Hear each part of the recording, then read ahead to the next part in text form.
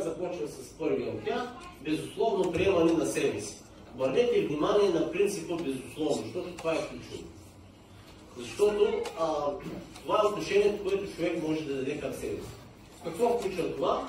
Аз мога да оценявам своите постъпки, мисли или емоции като негативни или позитивни, но аз не мога да правя генерална оценка за това какъв човек съм. Било той цяло зъл или цяло добър въз основа на тях.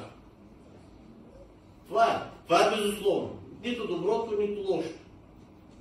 Понякога ние се фокусираме предимно върху негативната страна от нашата личност и изключваме позитивната.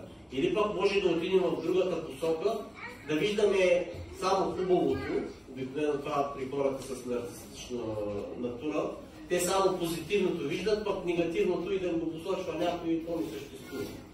Нали? Тоест те приемат условно себе си. Така че безусловното приемане на себе си казва, да, нещо може да бъде негативно или позитивно, като действие, като мисъл, като част от мене, но аз само на него не мога да направя заключение какъв съм човек.